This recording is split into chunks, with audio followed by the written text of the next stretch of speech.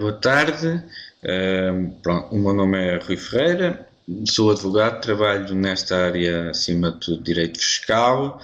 Uh, Penso que me estejam a ouvir em devidas condições. Se estiver a falar relativamente baixo, é a favor de me dizerem para eu falar um bocadinho mais alto. Pronto, hoje vamos aqui falar um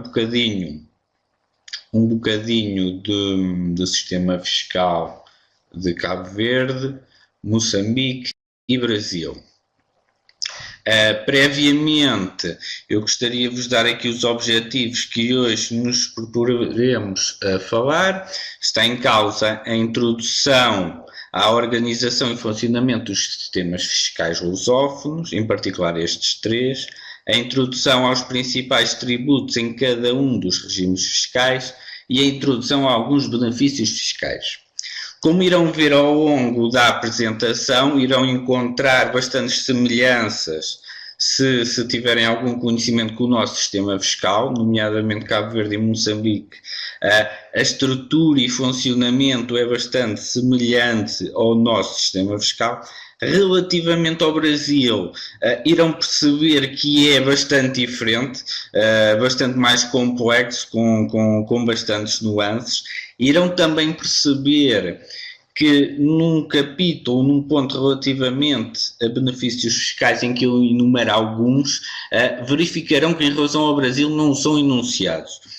Isto deriva, como irão perceber, do facto de esses benefícios dependerem muito de cada Estado brasileiro, e por isso é complicado enunciar aqui de forma ainda que simples esses benefícios fiscais. Iniciando em relação a Cabo Verde, podem verificar o sistema Cabo Verde está esquematizado acima de tudo na tributação sobre os rendimentos, tributação sobre o património e tributação sobre o consumo e despesa. Como principais tributos em cada um desses três tipos de tributação, temos o imposto único sobre o rendimento relativamente ao primeiro ponto, o imposto único sobre o património relativamente à tributação do património, e quanto ao consumo e despesa temos dois impostos principais, o IVA, que será vosso conhecido, e o imposto sobre consumos especiais. Este imposto sobre consumos especiais, o que está aqui em causa são sobretudo produtos que são considerados produtos de luxo e que têm uma tributação especialmente agravada. Relativamente ao imposto único sobre o rendimento, poderemos distinguir em duas áreas: a tributação relativamente às pessoas singulares e tributação relativamente às pessoas coletivas. No que concerne à tributação das pessoas singulares, enunciar aqui existem 4 categorias de rendimentos. Temos a categoria A, rendimentos prediais; categoria B, rendimentos comerciais, industriais e agrícolas; categoria C, rendimentos de capitais; e categoria D, rendimentos de trabalho dependente e independente. Nesta apresentação iremos centrar especialmente a nossa atenção no imposto único sobre o rendimento de pessoas coletivas, mas não queria deixar de dar conta que este imposto sobre pessoas singulares é um imposto progressivo, com taxas a partir dos 11% e até aos 35%, quando baseados na declaração de contribuinte entregue à administração fiscal. Caso seja feito por estimativa, a taxa de imposto é fixa de 15%. Entrando agora na tributação do rendimento das pessoas coletivas, há 2 questões ou 3 fundamentais a apreciar: a incidência subjetiva, a incidência objetiva e os métodos de tributação. Começando pela incidência subjetiva, o sistema é relativamente semelhante ao que sucede, ao que aparece em Portugal, sendo que estão sujeitas a imposto as empresas fiscalmente definidas, as pessoas coletivas com sede ou direção efetiva em território de Cabo Verde, as entidades sem personalidade jurídica com sede ou direção efetiva em território de Cabo Verde, entidades que não tenham sede nem direção efetiva em território de Cabo Verde, mas possuam estabelecimento estável pelos rendimentos aí obtidos. No que concerne à incidência objetiva, ela incidirá sobretudo sobre o lucro das empresas que exerçam uma atividade comercial, industrial ou agrícola, sobre o rendimento global correspondente à soma das diversas categorias do Imposto Único sobre Rendimento de Pessoas Singulares, quando não exerçam uma atividade dessas, comercial, industrial ou agrícola, sobre o lucro imputável a estabelecimento estável e sobre o rendimento das diversas categorias que não possuam estabelecimento estável ou que não lhes seja imputável. No que concerne aos métodos de tributação, temos três métodos. Temos o método declarativo, que é efetuado com base numa declaração que o contribuinte entrega à administração fiscal. Temos o método de estimativa, que, em face das declarações dos contribuintes, compete aos chefes da repartição de finanças calcular o volume de negócios, o total de proveitos e o total de custos. Temos ainda um método da verificação, exclusivamente aplicável às empresas, determinada pela dedução ao lucro dos prejuízos fiscais e benefícios fiscais. A questão dos não residentes é uma questão importante, nomeadamente para empresários e empresas portuguesas que se queiram trabalhar em Cabo Verde, e Moçambique e Brasil. Nessa atuação poderão estar a atuar com um estabelecimento estável ou sem estabelecimento estável. Dar nota aqui com um estabelecimento estável, tanto pode ser uma sucursal, como um mero escritório, como uma qualquer outra instalação física. Quando estejamos perante um estabelecimento estável, em Cabo Verde, o lucro tributável é calculado por via do método da verificação, ou na falta da apresentação de declaração, pelo método da estimativa. Para os contribuintes que não tenham esse estabelecimento estável, a matéria tributável é constituída pelo volume de negócios declarado e determinado pelo método de estimativa. Relativamente às taxas de imposto, estamos aqui a falar das taxas de imposto sobre as empresas, pessoas coletivas, em que a taxa é de 25% para os contribuintes que utilizem um método de verificação, sendo que os contribuintes que utilizem um método de estimativa ficam sujeitos a uma taxa de 15%. Tal como sucede em Portugal, também há a obrigação legal de proceder a pagamentos por conta, que deve ocorrer 2 vezes por ano, em fevereiro e setembro, baseado nos resultados do ano anterior. Tal como em Portugal, também Cabo Verde tem um conjunto de taxas liberatórias.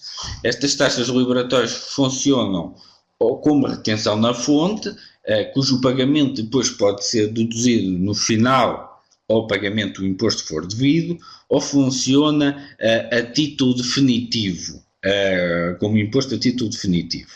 As principais taxas liberatórias que podemos enunciar os juros de depósitos a prazo, taxa de 20%, restantes rendimentos de aplicação de capitais, com exclusão dos lucros distribuídos sob qualquer forma, incluindo os apurados na liquidação de sociedades e dos organismos de investimento coletivos, 15%, rendimentos oferidos por não residentes, mesmo que não tenham estabelecimentos estáveis, 20%, sendo que este valor é calculado sobre o valor da faturação, jogos, lotarias, apostas mútuas, 15%.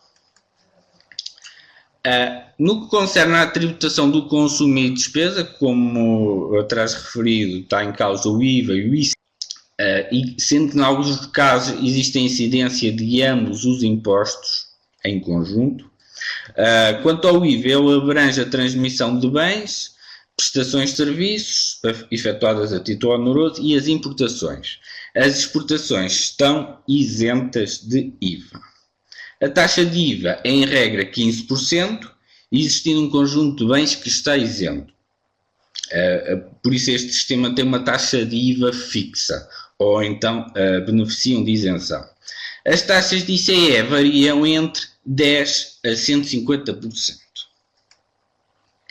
Relativamente à tributação do património, temos como referido o Imposto Único sobre o Património, que é devido quer pelos proprietários e usufrutuários de prédios, independentemente da sua residência, sendo que a taxa é de 1,5%, a qual incide também nas transmissões.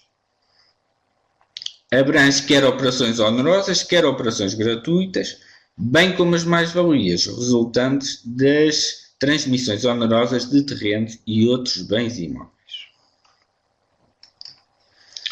Relativamente aos benefícios fiscais, que será, quanto ao investimento, uma das partes mais interessantes, existem vários benefícios fiscais que podemos subdividir em benefícios para o investimento, para a internacionalização, para o setor financeiro, para o Centro Internacional de Negócios, que funciona um pouco como a nossa Zona Franca da Madeira, o funcionamento é bastante semelhante. E depois ainda existe um conjunto de outros benefícios fiscais, nomeadamente ao nível da contratação, existem alguns em Cabo Verde. Fixei aqui a atenção na questão da internacionalização, em que podemos sintetizar como principais benefícios redução de 50% da taxa de imposto único sobre o rendimento, aplicável até ao termo da vigência do contrato de concessão de incentivos, isenção do imposto único de rendimento aplicável aos rendimentos obtidos pelos colaboradores qualificados e expatriados, isenções de imposto de selo, IVA, direitos e taxas aduaneiras, imposto único sobre o património e emolumentos. Entrando de seguida no sistema fiscal de Moçambique, o sistema fiscal de Moçambique está esquematizado em 3 tipos de tributação. Voltamos a ter a tributação sobre o rendimento, mas aqui existem 2 códigos separados, que é o imposto sobre o rendimento de pessoas singulares e o imposto de rendimento sobre pessoas coletivas. Tem aqui uma pequena gralha, um S que é um C. A tributação do património. Temos a CISA, o Imposto sobre Veículos e o Imposto sobre Sucessões e Doações. Na tributação sobre o consumo, temos novamente o IVA e o ICE, mais o Imposto de Selo. Existem ainda algumas tributações sobre as atividades extrativas. No que concerne ao Imposto sobre o Rendimento de Pessoas Singulares, temos 5 categorias de rendimentos. Primeira categoria, rendimento de trabalho dependente. Segunda categoria, rendimentos empresariais e profissionais. Terceira categoria, rendimento de capitais e das mais-valias. E quarta categoria, rendimentos perdiais. E quinta categoria, outros rendimentos. Mais uma vez, não vamos analisar tão em pormenor o imposto sobre pessoas singulares, mas dar apenas conta que também aqui as taxas são progressivas, variando neste caso entre os 10% e os 32%.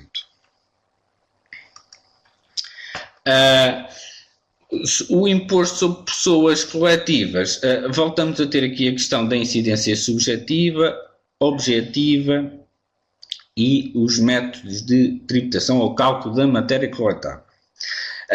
O regime é semelhante ao que foi referido atrás. Estão sujeitas as sociedades comerciais ou sociedades civis sob a forma comercial, cooperativas, empresas públicas e demais entidades públicas ou privadas com sede e direção efetiva em território de Moçambique, entidades sem personalidade jurídica com sede ou direção efetiva em território de Moçambique e ainda as entidades com ou sem personalidade jurídica que não tenham sede nem direção efetiva em território português imputáveis a estabelecimento estável e que sejam considerados obtidos neste território e que não sejam, como é óbvio, sujeitos ao imposto de rendimento sobre pessoas singulares. Novamente há aqui o conceito de estabelecimento estável, que deve ser entendido da mesma forma. Estará aqui em causa um mero escritório, um armazém, um estaleiro, uma sucursal, para que se possa considerar existir um estabelecimento estável em Moçambique.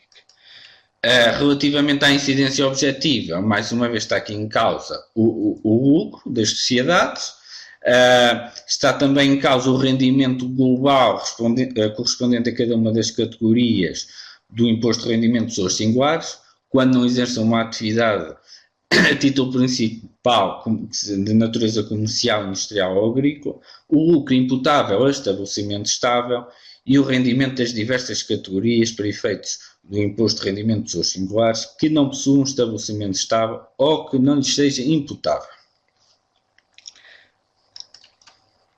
Nos métodos de tributação aí sim temos algumas diferenças. Temos um método de englobamento que é aplicado às pessoas sujeitas ao imposto de rendimento de pessoas singulares. Este é específico desse tipo de contribuintes. Para as empresas temos um método do lucro que pode ser apurado por via de contabilidade organizada ou de um sistema de contabilidade mais simplificado, e temos aqui o que o sistema fiscal moçambicano designa de método simplificado de determinação da matéria coletada. Ora bem, relativamente, ele é aplicável aos sujeitos passivos do IRPC, têm que ser residentes em Moçambique e têm que exercer uma atividade de natureza comercial, industrial ou agrícola. Não devem ter optado pela determinação por método do lucro, quer seja por contabilidade organizada, quer seja por um regime de escrituração simplificada. E não devem atingir esse quantitativo que está aí enunciado de 2.500.000 MT, terá que ser inferior para poderem utilizar este método de tributação. Os não residentes, tal como o sistema de Cabo Verde funciona, aqui o que há de distinguir é se tem estabelecimento estável ou se não tem esse estabelecimento estável. Se existir estabelecimento estável, a empresa é tributada pelo método de lucro que decorra dos ganhos provenientes desse estabelecimento estável e apenas só os rendimentos que lhe sejam imputáveis. Sem estabelecimento estável, a matéria é constituída pelo montante global de cada uma das categorias do imposto de rendimento de pessoas singulares. Relativamente às taxas de imposto, há uma taxa geral de 32%, sendo que as atividades de agricultura e pecuária, até 31 de dezembro de 2015, pelo menos é o prazo que está especificado, poderá ou não ser prorrogado, beneficiando de uma taxa de 10%. Existe ainda uma taxa autónoma de 35% para as despesas não devidamente documentadas ou despesas confidenciais. Relativamente às taxas liberatórias, temos também um conjunto grande de taxas. Temos 20% que é aplicável aos juros dos bilhetes de tesouro, títulos de dívida, cotadas em bolsa e de permuta de liquidez entre bancos. As prestações de serviços de telecomunicações e transportes internacionais têm uma taxa de 10%, rendimentos oferidos por não residentes, mesmo que não tenham estabelecimentos estáveis, 20%, depois tem uma situação específica para as embarcações marítimas que não terá grande importância, que tem uma taxa de 10%, as prestações de serviços de construção e de reabilitação de estruturas e infraestruturas de produção, transporte, distribuição de energia elétrica em zonas rurais, 10%, outros títulos cotados na Bolsa de Valores de Moçambique, 10%. No que concerne à tributação do consumo e despesa, o IVA é um dos impostos sobre a despesa previsto na legislação moçambicana, sendo os outros sobre os consumos específicos, o ICE, o imposto de selo e os direitos aduaneiros. O IVA, tal como em Cabo Verde, incide sobre a transmissão de bens, prestações de serviços onerosas realizadas em território moçambicano, bem como sobre as importações. Está também prevista a isenção sobre as exportações. A taxa única de IVA é, neste caso, 17%, e as taxas de ICE variam entre os 5% e os 75%. Relativamente à tributação do património, existe o imposto predial autárquico, que é devido pelos proprietários de prédios urbanos, variando a taxa entre 0,4% para a habitação e 0,7% para outros fins. A CISA é devida pelas pessoas singulares ou coletivas, a quem se transmitem os direitos sobre prédios urbanos, correspondente a uma taxa de 2% ou 10%, sendo que neste caso esta taxa é aplicável a contribuintes que tenham residência em países com sistemas tributários claramente mais favoráveis. Estamos a falar nas tradicionais offshores. Quanto aos benefícios fiscais, o sistema moçambicano prevê um conjunto alargado de benefícios fiscais para investimentos em estruturas básicas, investimentos no comércio e indústria nas zonas rurais, investimentos na indústria transformadora e de montagem, investimento na agricultura e pesca, investimentos na hotelaria e turismo, investimentos em parque de ciência e tecnologia, investimento em projetos de grande dimensão e zonas de rápido desenvolvimento, incentivos fiscais à atividade mineira e petrolífera, tem ainda regimes específicos do regime fiscal das zonas económicas especiais e o regime fiscal das zonas francas industriais, que funciona de modo semelhante à nossa zona franca da Madeira. No investimento, podemos enunciar alguns benefícios fiscais mais em concreto: a isenção dos direitos aduaneiros na importação de bens de equipamento e acessório e isenção de IVA desses bens, um crédito fiscal por investimento de 5 ou 10% do investimento realizado, dedutível à cota durante 5 exercícios, amortizações e reintegrações aceleradas, 50% da taxa prevista, dedução à matéria coletável até 10% dos gastos com a introdução de equipamento conducente à modernização e de novas tecnologias, dedução à matéria coletável até 5 ou 10% dos gastos com formação profissional, custos com a construção e reabilitação de estradas, caminhos de ferro, aeroportos, correios, telecomunicações, de abastecimento de água, hospitais, energia elétrica e outras obras de interesse público serão considerados em 110% ou 120%, ou seja, sem uma majoração dos encargos. Chegamos agora ao sistema fiscal do Brasil e, como eu disse de início, funciona de modo bastante diferente e de modo bastante mais complexo. Existem várias esferas de tributação. Temos uma primeira esfera, que é a tributação ao nível da União Federal. Depois temos a tributação dos Estados Federais e temos ainda a tributação dos municípios. Relativamente ao Brasil, vamos basicamente enunciar os principais impostos por esfera de tributação, sendo que os principais impostos da União é o imposto sobre a renda, que é o principal tributo sobre o rendimento, imposto sobre o património, existe um imposto de propriedade territorial rural, o imposto sobre as grandes fortunas e a contribuição de melhoria. Esta contribuição de melhoria é semelhante a uma contribuição especial que o nosso sistema fiscal tem e ocorre, para compreender um bocadinho melhor, a título exemplificativo, quando foi construída em Lisboa a Ponte Vasco da Gama, os terrenos adjacentes tiveram uma valorização muito grande. Isso levou a que existisse uma contribuição especial sobre esses proprietários. Esta contribuição de melhoria funciona exatamente da mesma forma e é isso que estará em causa.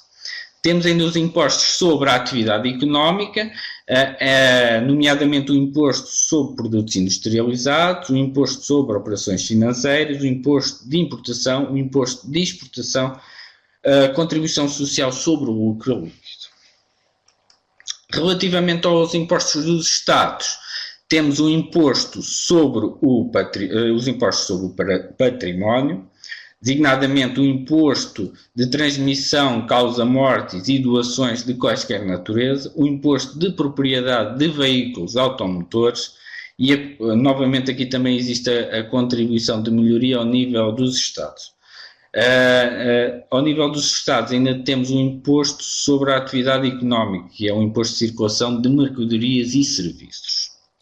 Ao nível dos municípios, temos alguns impostos sobre o património, que é o imposto de propriedade predial e territorial urbano, e temos ainda o imposto de transmissão de bens imóveis e também a já referida contribuição de melhoria.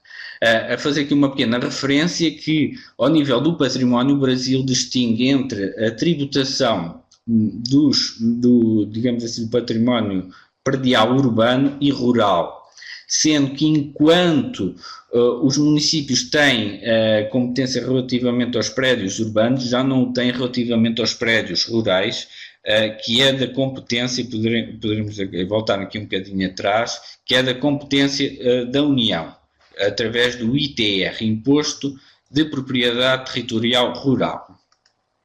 Regressando aqui, ao nível dos municípios ainda temos impostos sobre a atividade económica, que é o imposto de serviços de quaisquer natureza. Relativamente ao imposto de propriedade predial e territorial urbano, ele incide sobre quem tiver qualquer direito de gozo relativamente a bem imóvel, de modo pleno ou limitado em zona urbana, sendo que ele é aferido esta detenção a 1 de janeiro de cada ano, contrariamente com o sucesso do nosso sistema, que essa aferição ocorre a 31 de dezembro, aqui ocorre no 1º de janeiro de cada ano. A base de tributação é o valor de mercado do imóvel, e relativamente à taxa de imposto, é um imposto progressivo, é fixado livremente por cada um dos municípios, sendo que a taxa máxima é fixada em 15%. Relativamente ao imposto de transmissões de bens imóveis, ele incide, ou pode incidir quer sobre o transmitente ou sobre o adquirente, sendo que, regra geral, é o adquirente do imóvel. O fato gerador de imposto é o ato oneroso de transmissão. Este imposto, passando para a nossa legislação, é o nosso IMT. É um imposto similar a este. Ele incide sobre o valor de mercado dos prédios e este imposto é proporcional e é fixado livremente por cada Estado, que pode prever isenções. O imposto de propriedade territorial rural, tal como o urbano, incide sobre quem detiver o direito de gozo relativamente a imóvel rural, de modo pleno ou limitado, aferido a 1 de janeiro de cada ano. A base de tributação é também, neste caso, o valor fundiário do imóvel, o valor da terra nua, o valor de mercado. Ao qual tem que ser excluído o valor das construções, instalações, benfeitorias e culturas que eventualmente existam. A taxa do imposto é progressivo, varia de acordo com a área total do terreno e com a área que seja explorável para fins agrícolas, variando entre 0,02% e 4,5%. O imposto de renda, principal imposto sobre o rendimento no Brasil. Enquanto à incidência subjetiva, o titular do rendimento de qualquer natureza decorrente da aquisição de disponibilidade económica ou jurídica de rendimento. E a base de tributação decorre do englobamento de todos os rendimentos que ocorram em determinado ano, e a taxa de imposto é progressiva, existindo quatro escalões: 7,5%, 15%, 22,5% e 27,5%. Isto relativamente às pessoas singulares, que no Brasil têm a designação de pessoas físicas. Relativamente ao imposto de renda das pessoas jurídicas, estamos aqui a falar de empresas, de sociedades ou de outras pessoas coletivas. Os métodos de tributação são o lucro real, baseado na contabilidade, o lucro presumido, que será uma estimativa, o lucro arbitrário. Aqui o lucro arbitrário é especialmente aplicável quando os contribuintes não procedem à entrega das declarações de rendimentos. será de certa forma, não é exatamente igual, mas semelhante a métodos indiretos de tributação. E existe ainda um método designado de simples, que é um sistema integrado de pagamento de impostos e contribuições das microempresas e empresas de pequeno porte. É um regime opcional que empresas de menor dimensão poderão optar. A taxa de imposto é apurado sobre o lucro apurado, é de 15%, sendo que existe um adicional de 10% sobre a parcela do lucro que exceder os 20 mil euros mês. Reais, exato. E era tudo, muito obrigado pela vossa atenção. Espero que tenha sido suficientemente esclarecedor e agora estarei